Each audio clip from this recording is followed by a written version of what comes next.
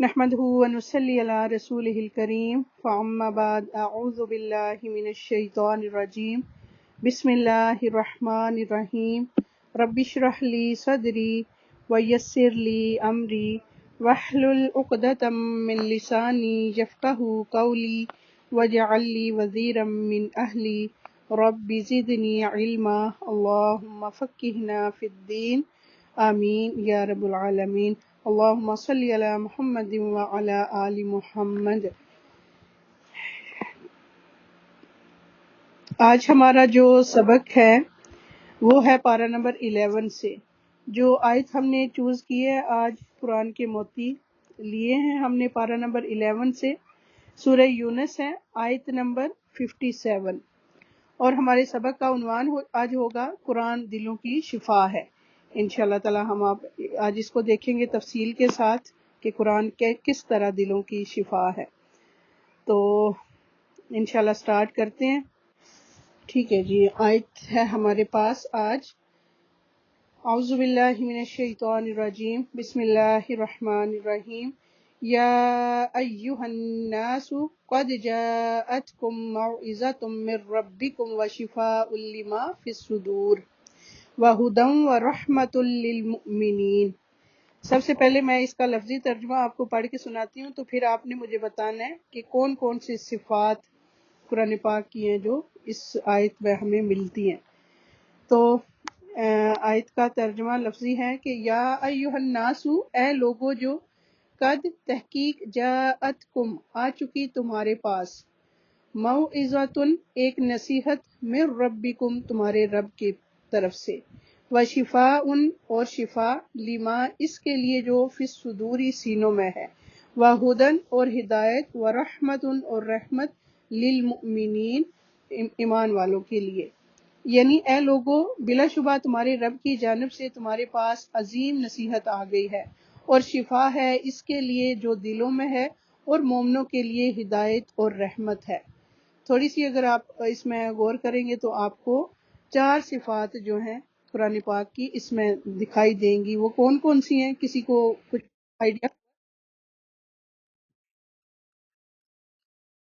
ہوں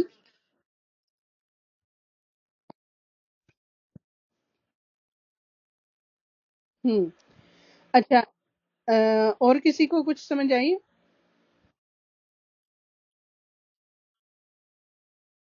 ہاں جی، ٹھیک ہے، شاباش۔ اس کے علاوہ 2 اور ہیں، کیا ہے وہ؟ 4 چیزیں ہیں۔ سب سے پہلے ہے، ہاں جی بولیں۔ ہاں جی، موعظۃ نصیحت، اس کے علاوہ وشفاء اور شفا، وہدن اور ہدایت، ورحمت اور رحمت۔ یہ 4 چیزیں ہمیں اس آیت میں ملتی ہیں قرآن مجید کی صفات کے طور پہ۔ تو آج ہم انشاءاللہ اس آیت کو دیکھیں گے۔ قرآن مجید نصیحت، شفا، ہدایت اور رحمت ہے۔ اس کی وضاحت یہ ہے کہ یا ایھا الناس، اے لوگو، جو رب العزت نے ساری انسانیت کو مخاطب کر کے قرآن مجید کی وہ صفات بیان کی ہیں جو بندوں کی ضرورت ہیں۔ ان اوصاف کو بیان کر کے قرآن کریم کی طرف متوجہ ہونے کی ترغیب دلائی ہے۔ اللہ تعالیٰ نے اس آیت سے قبل توحید، نبوت، بعث اور جزا کے دلائل دینے کے بعد عرب و عجم کو ندا دی ہے۔ قد جاءتکم موعظۃ من ربکم، بلا شبہ تمہارے رب کی جانب سے تمہارے پاس عظیم نصیحت آ گئی ہے۔ یعنی تمہارے رب نے تمہیں نصیحت کی ہے اور تمہیں ان اعمال سے بچانے کے لیے ڈرایا ہے جو اس کی ناراضگی کا باعث بننے والے ہیں اور اس کے عذاب کا باعث بنتے ہیں۔ اس نے اعمال کی خرابیوں اور ان کے اثرات اور نتائج سے آگاہ کر کے تمہیں بچایا ہے۔ وَشِفَاءٌ لِّمَا فِي الصُّدُورِ، اور شفا ہے اس کے لیے جو دلوں میں ہے۔ کتاب دل کی بیماریوں کو دور کرتی ہے، کتاب ذہن کے شکوک کو دور کرتی ہے، کتاب دل و دماغ کے غلط تصورات کو نکالتی ہے، کتاب یقین کی دولت سے دلوں کو بھرتی ہے عبداللہ سے روایت ہے کہ قرآن میں 2 شفاؤں کا ذکر ہے، ایک قرآن اور دوسرے شہد۔ قرآن اس کے لیے شفا ہے جو سینوں میں ہے، اور شہد ہر بیماری کا علاج ہے، اور وہ یہی قرآن ہے جو امراض قلب مثلا امراض شہوات جو شریعت کی اطاعت سے روکتے ہیں، اور امراض شبہات جو علم یقینی میں رکاوٹ ہے، اس کے لیے شفا ہے، ان سب کے لیے۔ اس کتاب کریم کے اندر مواعظ، ترغیب و ترہیب اور وعدہ اور وعید کے جو مضامین ہیں وہ بندے کے لیے رغبت اور رہبت کے موجب ہیں۔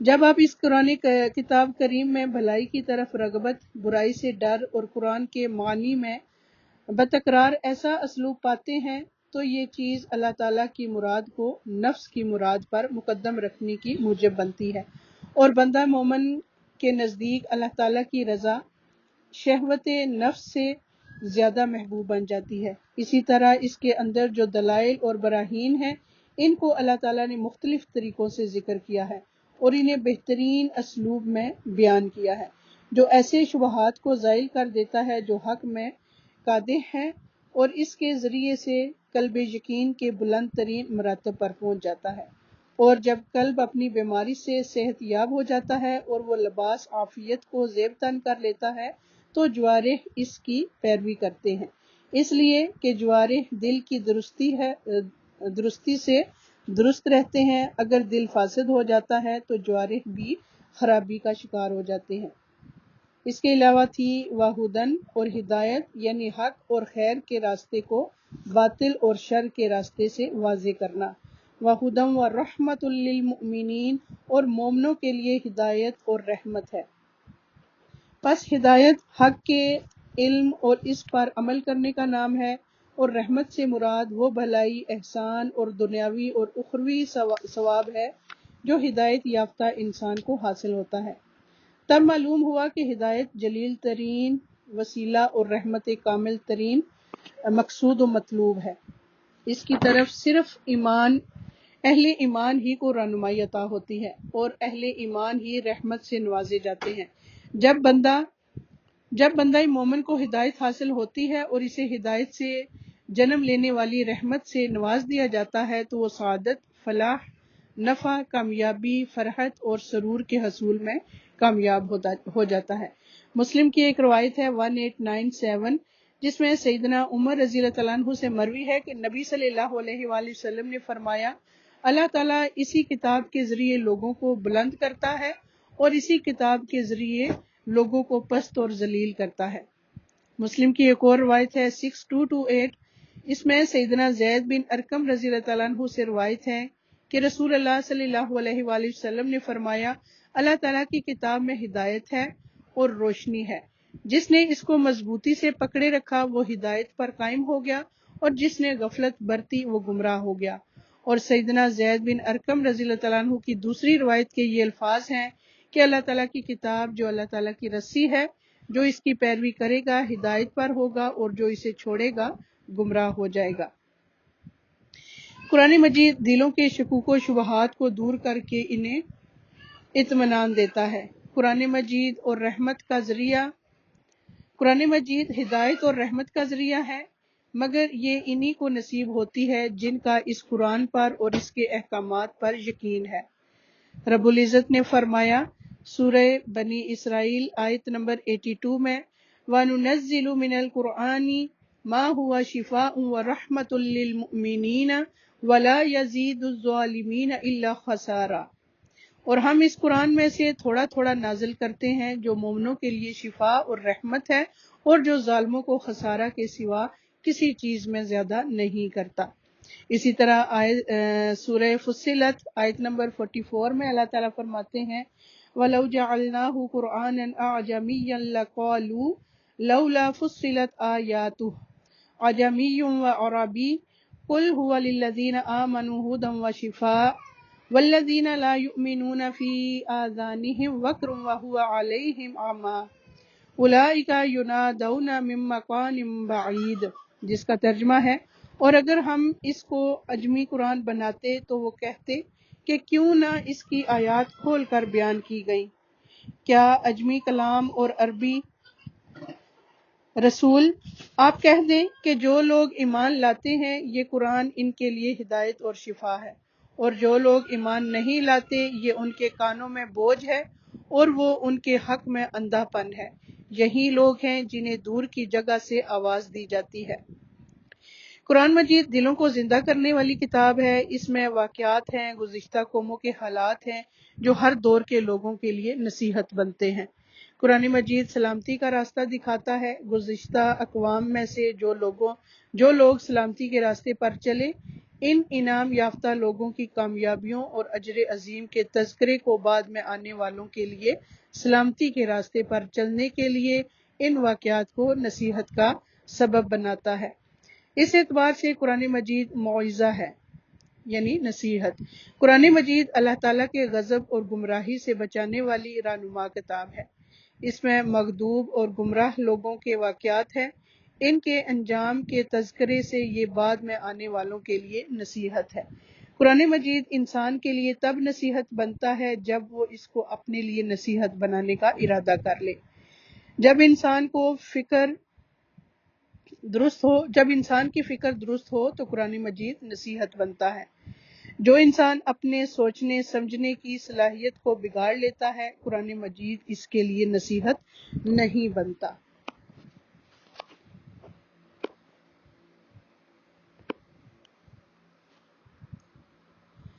انسان جسم اور روح کا مجموعہ ہے۔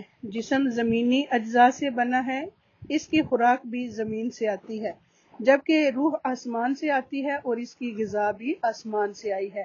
انسان دنیا میں کتنی بھی مادی لذتیں حاصل کر لے، جب تک روح کی نشو و نما کا سامان نہ کرے کبھی خوش نہیں رہ سکتا۔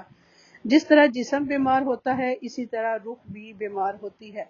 قرآن مجید دونوں طرح کی بیماریوں کے لیے شفا ہے، خصوصاً جن کا تعلق دل کے ساتھ ہے۔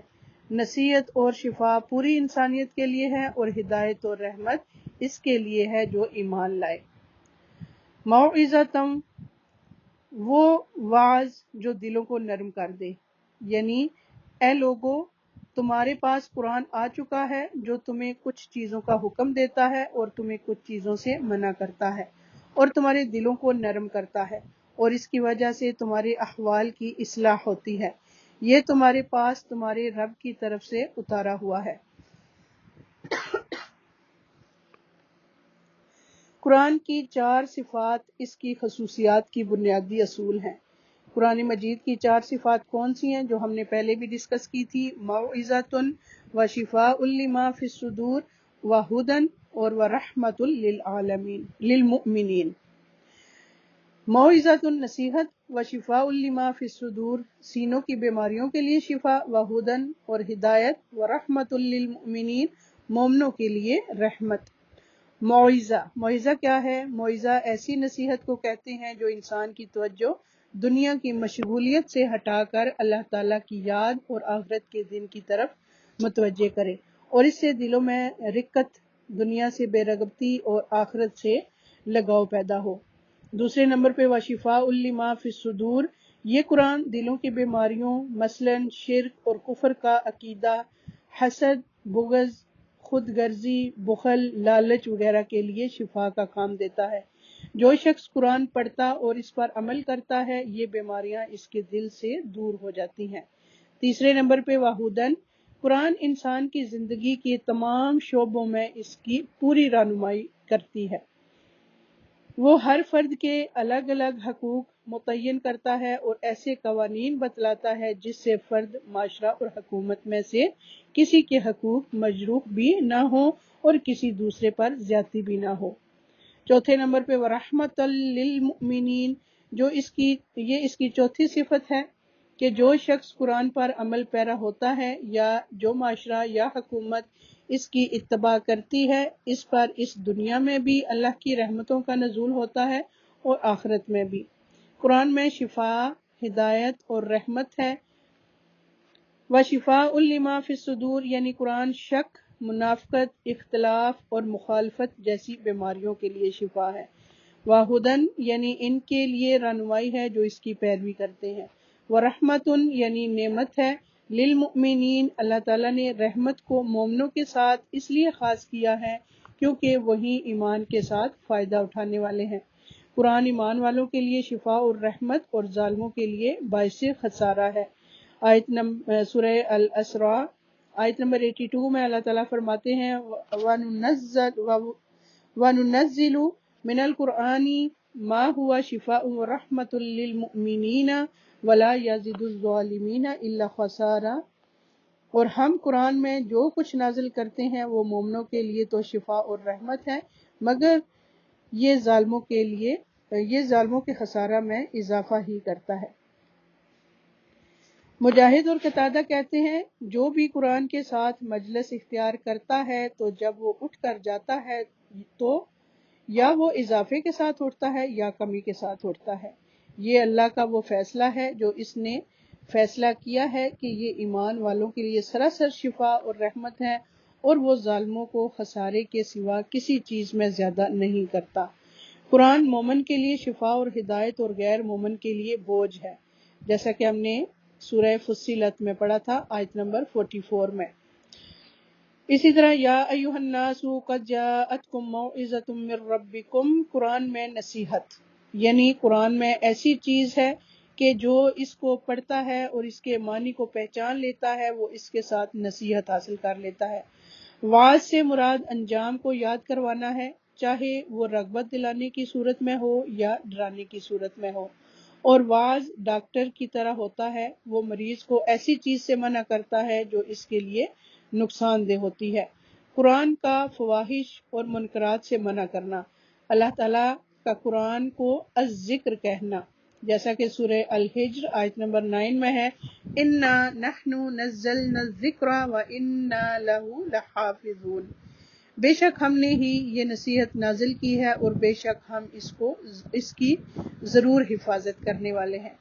قرآن نصیحت کے لیے آسان ہے، سورہ القمر آیت نمبر 17 وَلَقَدْ يَسَّرْنَا الْقُرْآنَ لِلذِّکْرِ فَهَلْ مِن مُدَّکِرٍ، اور بلا شبہ یقیناً ہم نے قرآن کو نصیحت کے لیے آسان کر دیا، تو کیا ہے کوئی نصیحت حاصل کرنے والا؟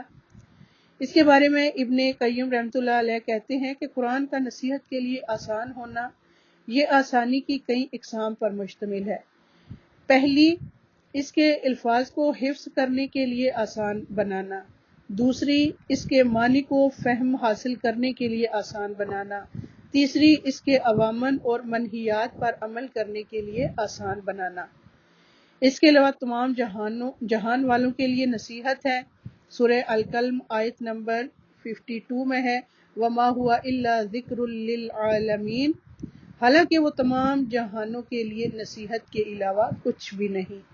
عقل والوں کے لیے نصیحت ہے، سورہ صاد آیت نمبر 29 کتاب انزلناہ الیک مبارک لیدبروا آیاتہ ولیتذکر اولو الالباب، جو کتاب ہم نے آپ کی طرف نازل کی ہے بڑی برکت والی ہے تاکہ لوگ اس کی آیات میں غور و فکر کریں اور اہل عقل اس سے سبق حاصل کریں۔ قرآن زندہ دل انسان کے لیے نصیحت ہے، سورہ یاسین آیت نمبر 69 اور 70، وہ تو سراسر نصیحت اور واضح قرآن کے سوا کچھ نہیں تاکہ اسے ڈرائے جو زندہ ہو۔ اس کے بارے میں ابن قیم رحمۃ اللہ علیہ کہتے ہیں لوگوں کی 3 قسمیں ہیں۔ ایک وہ شخص جس کا دل مر چکا ہے، یہ وہ شخص ہے کہ اس کا کوئی دل ہی نہیں ہے، اس آدمی کے حق میں آیت نصیحت نہیں بنتی۔ دوسرا وہ شخص جس کا دل زندہ اور اہلیت رکھنے والا ہوتا ہے لیکن وہ تلاوت والی آیات کو کان لگا کر نہیں سنتا جن کے ذریعہ اللہ تعالیٰ ان نشانیوں کے بارے میں خبر دے رہے ہیں جو دکھائی دینے والی ہیں، یا تو وہ آیات اس تک پہنچی نہیں یا یہ کہ اس تک پہنچی ہیں لیکن اس کا دل ان آیات سے ہٹ کر کسی اور چیز میں مشغول تھا اور اس کا دل غیر حاضر ہے، اسے بھی نصیحت حاصل نہیں ہوتی حالانکہ اس میں اہلیت ہے اور اس کا دل موجود ہے۔ دیکھیں کتنا ضروری ہے نا قرآن پاک کی تلاوت کو آرام سے بیٹھ کے سننا اور کان لگا کے دل حاضر کر کے، تو اسی شخص کو فائدہ ہوتا ہے۔ تیسرے نمبر پہ ہے وہ آدمی جس کا دل بھی زندہ ہے اور وہ اہلیت بھی رکھتا ہے، جب اس پر آیات کی تلاوت کی جاتی ہے تو وہ اپنا کان لگاتا ہے اور اپنے کانوں کو اس کی طرف ڈال دیتا ہے اور اپنے دل کو حاضر کرتا ہے۔ جو کچھ وہ سن رہا ہے اس کے فہم کے علاوہ وہ اپنے دل کو کہیں اور مشغول نہیں کرتا۔ اس کا دل بھی حاضر ہے اور یہ کان بھی لگائے ہوئے ہے۔ اس قسم کے لوگ وہ ہیں جو ان آیات سے بھی فائدہ حاصل کرتے ہیں جو تلاوت کی جاتی ہیں، اور ان آیات سے بھی فائدہ حاصل کرتے ہیں جو مشاہدے سے تعلق رکھتی ہیں، جیسے پہاڑ، آسمان، زمین وغیرہ۔ اللہ تعالی ہمیں اس تیسری قسم والے لوگوں میں شامل فرمائے، آمین۔ اہل علم کا قرآن سے فائدہ اٹھانا، سورہ العنکبوت آیت نمبر 43، وَتِلْكَ الْأَمْثَالُ نَضْرِبُهَا لِلنَّاسِ وَمَا يَعْقِلُهَا إِلَّا الْعَالِمُونَ۔ اور یہ مثالیں ہیں جو ہم لوگوں کے لیے بیان کرتے ہیں اور انہیں صرف جاننے والے ہی سمجھتے ہیں۔ قرآن سے نصیحت حاصل کرنے کی دو شرائط ہیں، وہ کون سی ہیں؟ ایک تو یہ ہے کہ ابن قیم رحمۃ اللہ کہتے ہیں کہ جو کوئی بھی رہنمائی حاصل کرنا چاہتا ہے تو اسے چاہیے کہ قرآن میں غور و فکر اور تدبر کرے۔ دوسرا یہ ہے کہ ابن قیم رحمۃ اللہ علیہ نے کہا جو کوئی بھی رہنمائی حاصل کرنے کے لیے قرآن میں تدبر کرتا ہے تو حق کا راستہ اس پر واضح ہو جاتا ہے۔ اس کی دو شرائط ہیں، تدبر اور ہدایت کی تلاش۔ کیونکہ کچھ لوگ ایسے بھی ہیں جو تدبر تو کرتے ہیں لیکن ان کا مقصد ہدایت حاصل کرنا نہیں ہوتا، بلکہ وہ صرف محض قرآن کے معنی جاننا چاہتے ہیں، پس وہ اس سے ہدایت حاصل کرنا نہیں چاہتے اور اسے اپنے لیے مشعل راہ نہیں بنانا چاہتے کہ جس کی روشنی میں سیدھے راستے پر چلے۔ تو جب آپ قرآن میں غور کریں اور اس سے ہدایت حاصل کرنا چاہتے ہوں اور قرآن کو اپنے لیے مشعل راہ بھی بنانا چاہتے ہیں جس پر آپ چلتے رہیں، تو وہ مشعل راہ آپ کے لیے حق کے راستے کو واضح کر دیتی ہے۔ قرآن کی نصیحت کے انداز کیا کیا ہیں؟ خوشخبری دینا اور ڈرانا۔ قرآن کا اسلوب استفہام ہے، جیسے کہ سورہ البقرہ میں ہے، افلا تعقلون، اللہ تعالیٰ فرماتے ہیں کیا تم سمجھتے نہیں؟ اسی طرح افلا تتفکرون، اللہ تعالیٰ فرماتے ہیں تو کیا تم غور نہیں کرتے؟ افلا تتذکرون، اللہ تعالیٰ فرماتے ہیں تو کیا تم نصیحت حاصل نہیں کرتے؟ اسی طرح واقعات کے ذریعے نصیحت کرنا، سورہ ہود آیت نمبر 120 میں ہے، جس کا ترجمہ ہے، اور ہم رسولوں کی خبروں میں سے ہر وہ چیز تجھ سے بیان کرتے ہیں جس کے ساتھ ہم تیرے دل کو ثابت رکھتے ہیں، اور تیرے پاس ان میں حق اور مومنوں کے لیے نصیحت اور یاد دہانی آئی ہے۔ اولین اور آخرین کی خبر، المعجم الکبیر للطبرانی میں ہے 8666 میں۔ عبداللہ بن مسعود روایت کرتے ہیں، وہ کہتے ہیں کہ جو شخص علم حاصل کرنا چاہتا ہے اسے چاہیے کہ قرآن میں غور و فکر کرے، اس لیے کہ اس میں پہلے اور پچھلے تمام علوم موجود ہیں۔ وشفاء لما فی الصدور، قرآن میں شفا ہے۔ ابن قیم رحمۃ اللہ کہتے ہیں کہ قرآن سینے کی بیماریوں کے لیے شفا ہے اور یہ ان وسوسوں، خیالات اور فاسد ارادوں کو ختم کر دینے والا ہے جو شیطان دل میں ڈالتا ہے۔ سینے کو خاص کرنے کی وجہ کیا ہے کہ وشفاء لما فی الصدور میں خاص طور پر سینے کا ذکر کیا گیا ہے، کیونکہ یہ دل اور دیگر اعضاء کا مقام ہے اور دل کے وہاں موجود ہونے کی وجہ سے یہ انسان کی سب سے عظیم جگہ ہے۔ دل کی لا علاج بیماریوں کے لیے شفا، اور یہ مقصد یہ ہے کہ یہ دلوں کے لیے شفا ہے اور یہ دلوں کی بیماریاں ہی ہیں جو کہ لا علاج اور بہت شدید تباہ کن ہوتی ہیں۔ دل کی دو قسمیں ہوتی ہیں، اس کی وجہ یہ ہے کہ دل علوم اور نظریات اور اخلاق کا ستون ہوتے ہیں اور ان کی دو اقسام ہوتی ہیں۔ ایک وہ دل جو ایمان سے آباد ہوتے ہیں، علم اور ہدایت کے نور سے بھرے ہوئے ہوتے ہیں اور یہ دل زندہ ہوتے ہیں۔ دوسرے وہ دل جو ایمان سے خالی ہوتے ہیں اور وحی کے علوم سے خالی ہوتے ہیں، پس یہ دل مردہ دل ہیں۔ اور دل کے مردہ ہونے کے دو اسباب ہیں۔ کون کون سے ہیں وہ؟ نمبر 1 ہے جہالت اور نمبر 2 ہے تکبر۔ جہالت دل اور ایمان اور نور کے درمیان رکاوٹ بن جاتا ہے۔ قرآن جہالت کو ختم کرنے کا ذریعہ ہے، تو جب جہالت ختم کر دی جائے تو دل ایمان کے ساتھ لہلہانے لگتے ہیں اور قرآن سے منور ہو جاتے ہیں۔ اور اکثر کافروں کے دل کی یہ صورتحال ہے کہ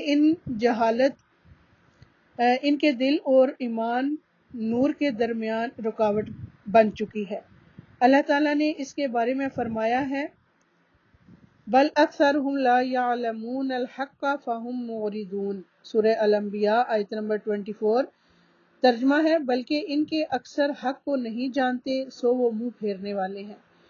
قرآن میں 3 طرح سے شفا ہے۔ شفا کے 3 معنی ہیں۔ پہلا، یہ گمراہی سے شفا ہے کیونکہ اس میں ہدایت ہے۔ دوسرا، یہ بیماری سے شفا ہے کیونکہ اس میں برکت ہے۔ تیسرا، یہ فرائض اور احکام کو معلوم کرنے کے بارے میں شفا ہے کیونکہ اس میں ہر چیز کی وضاحت ہے۔ شک، تکبر، حسد، نفاق، بغض، ہم و غم جیسی بیماریوں کے لیے بھی قرآن شفا ہے۔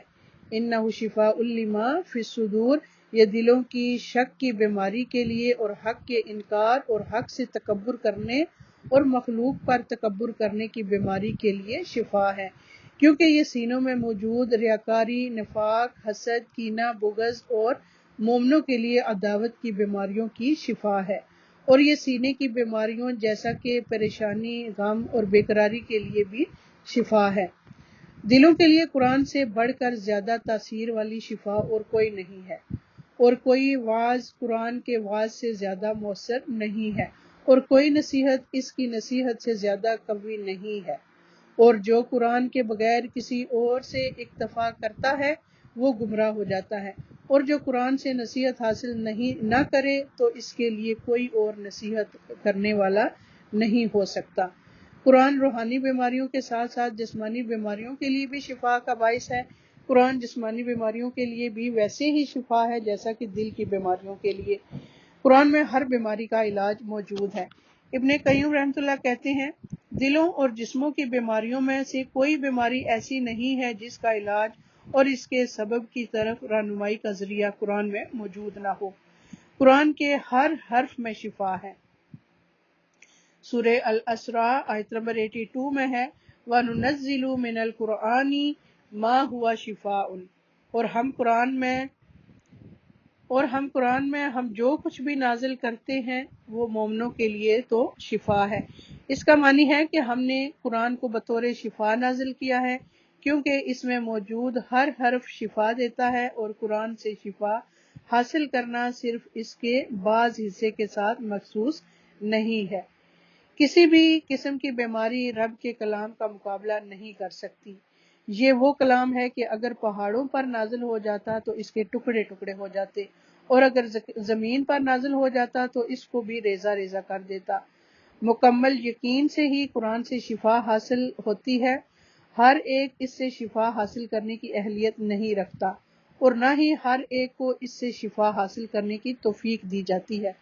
پس جو سچائی، ایمان اور مکمل قبولیت، مضبوط عقیدے اور تمام شرائط کو پورا کرتے ہوئے اپنی بیماری کے لیے اچھے طریقے سے اس کے ذریعے علاج کرتا ہے تو کوئی بھی بیماری اس کا مقابلہ نہیں کر سکتی۔ قرآن کے علاوہ کسی دوسرے کلام میں شفا نہیں ہے۔ ابو نصر رملی رحمۃ اللہ کہتے ہیں کہ ہم مکہ میں فضیل بن عیاض رحمۃ اللہ علیہ کے پاس آئے، ہم نے انہیں درخواست کی کہ ہمیں علم لکھوائیں، تو انہوں نے کہا کہ تم نے اللہ تعالیٰ کی کتاب کو ضائع کر دیا اور تم فضیل اور سفیان بن عیینہ کے کلام کو طلب کرتے ہو، بس اگر تم خود کو اللہ تعالیٰ کی کتاب کے لیے فارغ کر لیتے تو جو کچھ تم چاہتے ہو تم اس قرآن میں اس کی شفا پا لیتے۔ جو قرآن سے شفا حاصل نہیں کرتا وہ ہمیشہ بیمار رہتا ہے۔ ابن الجوزی کہتے ہیں جو اللہ کی کتاب سے شفا طلب نہیں کرتا وہ ہمیشہ بیماری میں رہتا ہے۔ قرآن سے شفا حاصل نہ کرنا قرآن کو چھوڑ دینے ہی میں سے ہے۔ قرآن بہترین رقیہ ہے۔ قرآن کے ساتھ دم کرنے میں نظر بد اور جادو اور جنوں کے چمٹنے اور اس کے علاوہ باقی تمام جسمانی بیماریوں کی بہت بڑی شفا ہے۔ حضرت عائشہ رضی اللہ تعالیٰ عنہ سے مروی ہے کہ رسول اللہ صلی اللہ علیہ وآلہ وسلم ایک مرتبہ ان کے پاس تشریف لائے تو دیکھا کہ ایک عورت عائشہ رضی اللہ تعالیٰ عنہ کا علاج کر رہی ہے یا ان کو دم کر رہی ہے، تو آپ صلی اللہ علیہ وآلہ وسلم نے فرمایا کتاب اللہ یعنی قرآن کے ساتھ اس کا علاج کرو۔ عائشہ رضی اللہ تعالیٰ عنہ سے روایت ہے کہ رسول اللہ صلی اللہ علیہ وآلہ وسلم جب بیمار پڑتے تو اپنے اوپر معوذات یعنی سورہ فلق اور سورہ الناس پڑھ کر پھونک لیا کرتے تھے اور اپنے جسم پر اپنے ہاتھ پھیر لیا کرتے تھے۔ پھر جب وہ مرض آپ کو لاحق ہوا جس میں آپ کی وفات ہوئی تو میں وہی معوذات جن سے آپ صلی اللہ علیہ وسلم دم کیا کرتے تھے وہ پڑھ کر آپ پر دم کیا کرتی تھی، اور میں نبی صلی اللہ علیہ وآلہ وسلم کے ہاتھ کو آپ کے جسم پر پھیر دیتی تھی۔ سورہ الفاتحہ میں شفا ہے، ایاک نعبد و ایاک نستعین۔ اسی طرح سورہ البقرہ میں شفا ہے۔ ابو امامہ رضی اللہ تعالیٰ عنہ سے روایت ہے، وہ کہتے ہیں کہ میں نے رسول اللہ صلی اللہ علیہ وآلہ وسلم کو یہ فرماتے ہوئے سنا کہ سورہ بقرہ پڑھا کرو، کیونکہ اس کا پڑھنا باعث برکت اور اس کا چھوڑنا باعث حسرت ہے، اور جادوگر اس کو حاصل کرنے کی طاقت نہیں رکھتے۔ قرآن مجید ہدایت ہے، وہدن، قرآن کتاب ہدایت ہے۔ شہر رمضان الذی انزل فیہ القرآن ھدی للناس وبینات من الہدی والفرقان۔ سورہ البقرہ آیت نمبر 58۔ رمضان کا مہینہ وہ ہے جس میں قرآن اتارا گیا، جو لوگوں کے لیے سراسر ہدایت ہے اور ہدایت کی اور حق و باطل میں فرق کرنے کی واضح دلیلیں ہیں۔ جو ہے نا موعظات، 2 صورتیں آخر والی، جب وہ نازل ہوئی تھی تو نبی پاک صلی اللہ علیہ وسلم باقی سارے اذکار چھوڑ کے نا انہی کو کافی سمجھتے تھے، یعنی یہ بہت پاورفل ہیں یہ دونوں صورتیں، کسی بھی بیماری کے لیے، جادو وغیرہ کے لیے، نظر کے لیے یہ بہت پر اثر ہیں دونوں صورتیں۔ پڑھ کے تو اپنے اوپر دم کیا کریں، کوئی بیمار بھی آپ کو نظر آئے تو اس کو بھی دم کیا کریں۔ سب سے درست راہ کی طرف رہنمائی کرنے والی کتاب ہے، سورہ الاسراء آیت نمبر 9 میں ہے۔ بلا شبہ یہ قرآن اس راستے کی ہدایت دیتا ہے جو سب سے سیدھا، اور ان ایمان والوں کو جو نیک اعمال کرتے ہیں بشارت دیتا ہے کہ بے شک ان کے لیے بہت بڑا اجر ہے۔ سلامتی کی راہیں دکھانے والی کتاب ہے، سورہ مائدہ آیت نمبر 15 اور 16 میں ہے۔ بے شک تمہارے پاس اللہ کی طرف سے ایک روشنی اور واضح کتاب آئی ہے جس کے ساتھ اللہ ان لوگوں کو جو اس کی رضا کے پیچھے چلیں سلامتی کے راستوں کی ہدایت دیتا ہے۔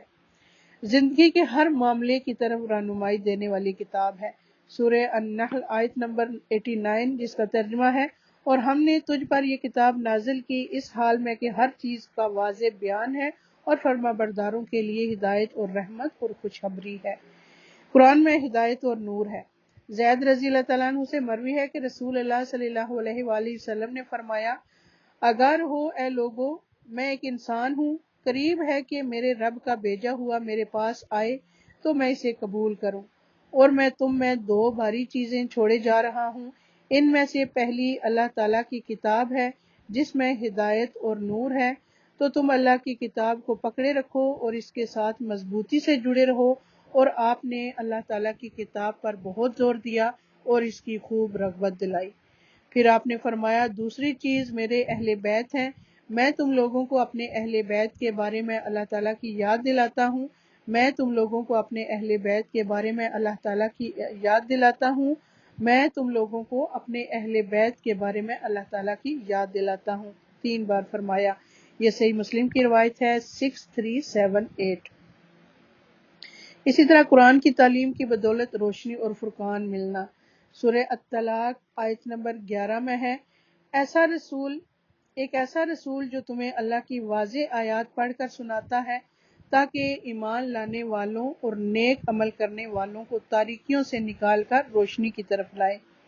یا ایھا الناس قد جاءکم برہان من ربکم وانزلنا الیکم نورا مبینا۔ یہ سورہ النور آیت نمبر 174 ہے۔ اے لوگو، بلا شبہ تمہارے پاس تمہارے رب کی طرف سے ایک واضح دلیل آئی ہے اور ہم نے تمہاری طرف ایک واضح نور نازل کیا ہے۔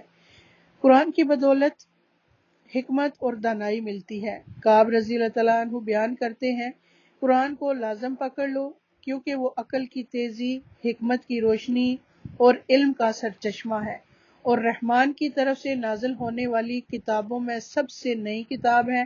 اللہ نے تورات میں یہ بات فرمائی ہے، اے محمد صلی اللہ علیہ وآلہ وسلم، میں تم پر جدید تورات نازل کروں گا جو نابینا آنکھوں، بہرے کانوں اور غفلت میں پڑے ہوئے دلوں کو کھول دے گی۔ یہ سنن الدارمی کی روایت ہے 3390۔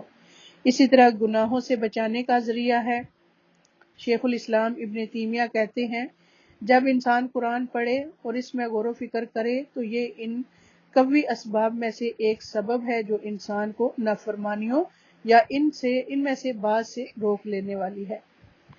قرآن کو ہدایت کی غرض سے پڑھنے کی اہمیت۔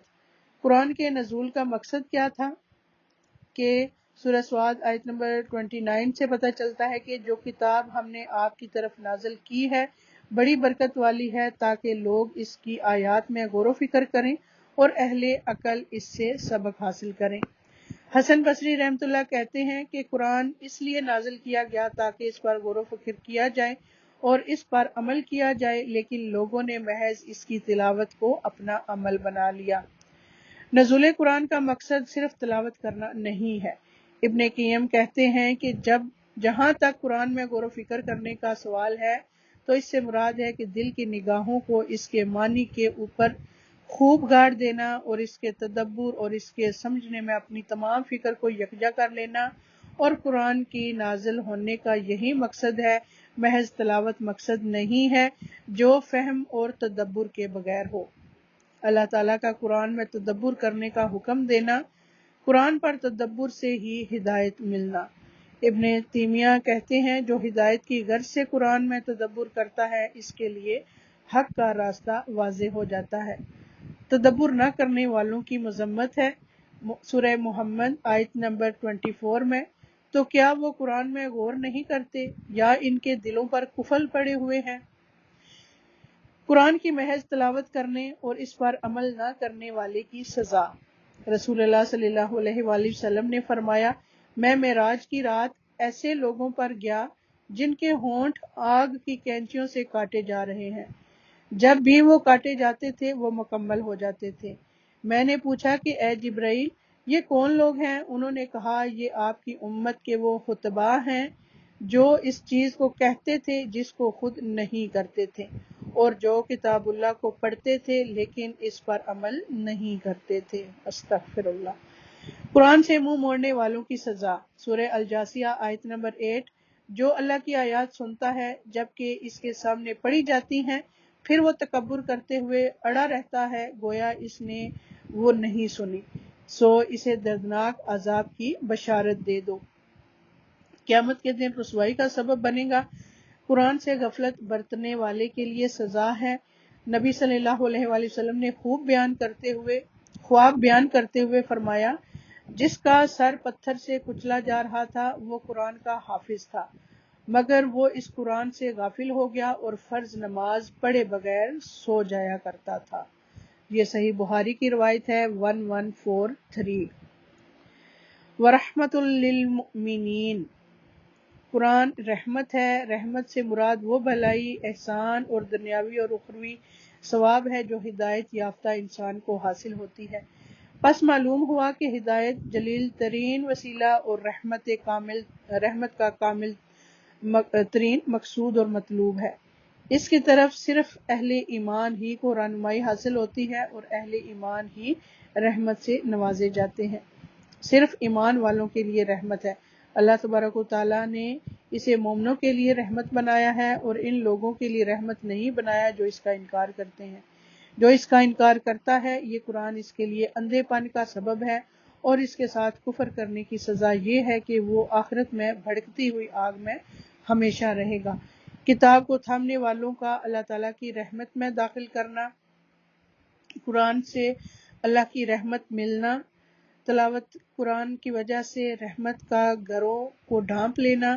صحیح مسلم میں ہے حدیث نمبر ہے 7028۔ رسول اللہ صلی اللہ علیہ وآلہ وسلم نے فرمایا، جو لوگ اللہ کے گھروں میں سے کسی گھر میں اللہ کی کتاب کی تلاوت کرتے اور اس کی تعلیم میں مصروف ہوتے ہیں، ان پر سکینت نازل ہوتی ہے اور اللہ تعالیٰ کی رحمت انہیں ڈھانپ لیتی ہے اور فرشتے انہیں گھیر لیتے ہیں اور اللہ ان کا ذکر اپنے پاس موجود فرشتوں میں کرتے ہیں۔ سبحان اللہ۔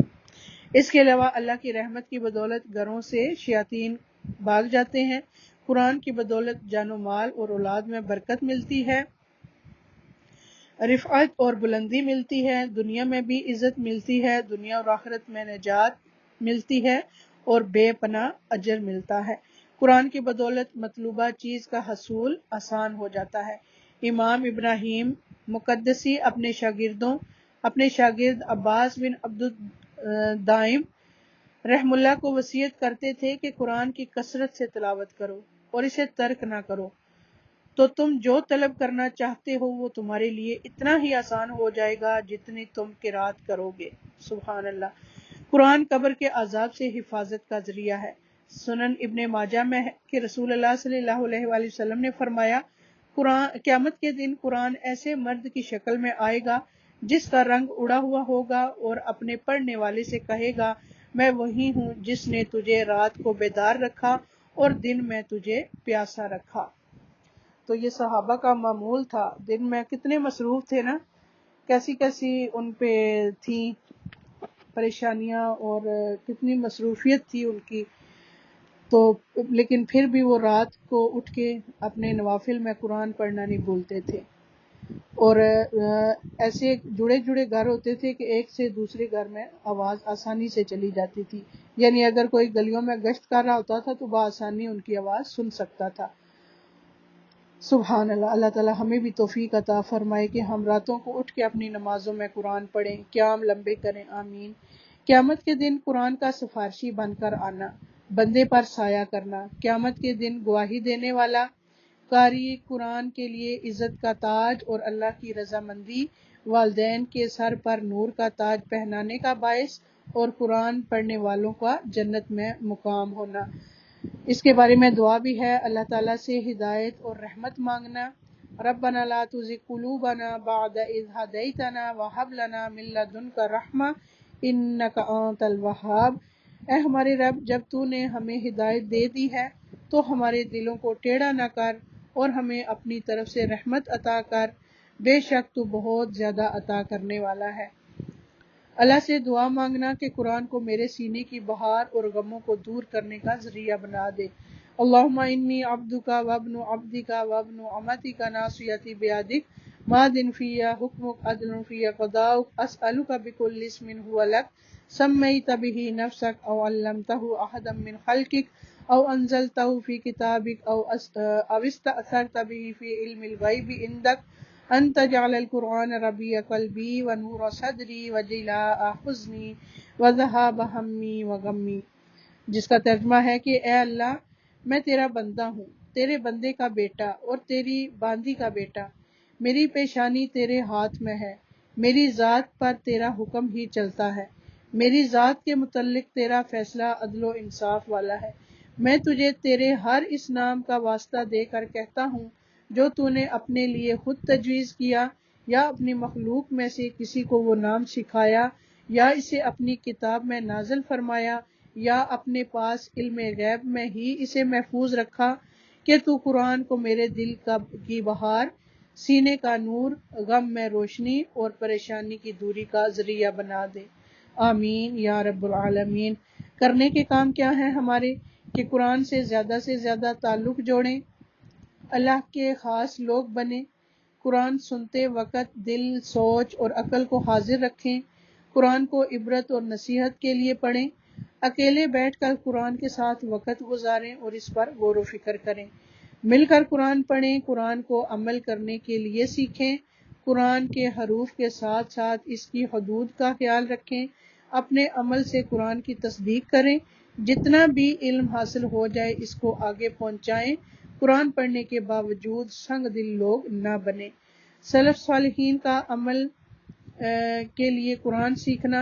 ابن مسعود رضی اللہ تعالیٰ عنہ سے روایت ہے، وہ کہتے ہیں ہم میں سے کوئی آدمی جب 10 آیات سیکھ لیتا تو اس سے آگے نہ بڑھتا یہاں تک کہ ان کے معنی کو معلوم کر لیتا اور اس پر عمل کرنا بھی سیکھ لیتا۔ سبحان اللہ۔ اللہ تعالی ہمیں بھی عمل کی توفیق عطا فرمائے۔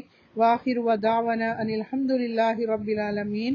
سبحانک اللہم وبحمدک لا الہ الا انت استغفرک واتوب الیک۔ السلام علیکم ورحمۃ اللہ وبرکاتہ۔